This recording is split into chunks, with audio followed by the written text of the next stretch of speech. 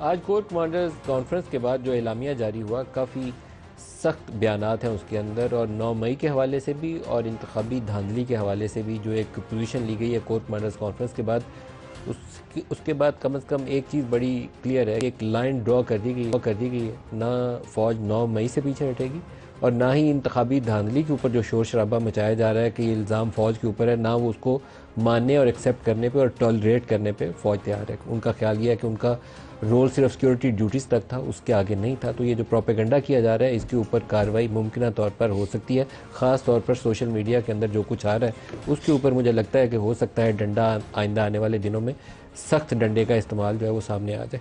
जो मोटे मोटे उसके नुकात हैं आपके सामने रखता हूँ, फिर प्रोग्राम शुरू करते हैं। 9 मई जुम्मेदारों को हर सूरत इंसाफ के कुटहरे में लाएंगे और इसके लिए प्राइम मिनिस्टर के बयान का हवाला देकर स्टेटमेंट का आगाज़ किया गया। इश्ताल दिलाने यादगार शोहदा की बेहरमती करने वालों के खिलाफ कानूनी कार्रवाई होगी। 9 मई के मनसूबा साजों और सहूलतकारों से सख्ती से निपटा जाएगा। यहाँ एक चीज़ बहुत ज़रूरी है, 9 मई के अंदर जो मुलव्वस है उनको तो सज़ा एक कानून के मुताबिक मिलेगी, लेकिन उससे हट के अगर सिर्फ इल्ज़ामात की बुनियाद के ऊपर कोई शख्स कैद है तो उसको ज़मानत और अदालत के सामने मुकदमात फेस करने के लिए मौका मिलना चाहिए। यहाँ मेरे ख्याल में फ़ौज को, हुकूमत वक्त को, सारों को एक रोल अदा करने की ज़रूरत है, क्योंकि हर वक्त हम अगर एक ऐसे मोड में रहें जहाँ हेड ऑन कुलियन का इम्कान हो तो मुल्क के लिए बहुत ज़्यादा अच्छी सूरत हाल नहीं होती।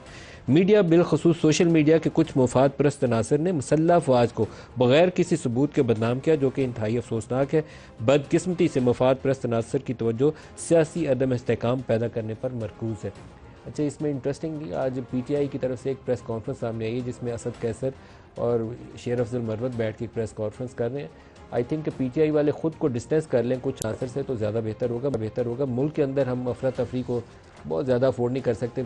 25-30 अरब डॉलर चाहिए, और सबसे पहला प्राइम मिनिस्टर ने ओहदे का हल्फ उठाते ही जो फैसला किया है वो IMF के पास जाने का किया, जो दुरुस्त फैसला है। तो क्या ऐसी सूरत हाल के अंदर हमें इसी अफरा तफरी को बरकरार रखना चाहिए या आगे बढ़ना चाहिए? मुसल्लह अफवाज ने इलेक्शन के लिए अवाम को महफूज माहौल फ्राहम किया।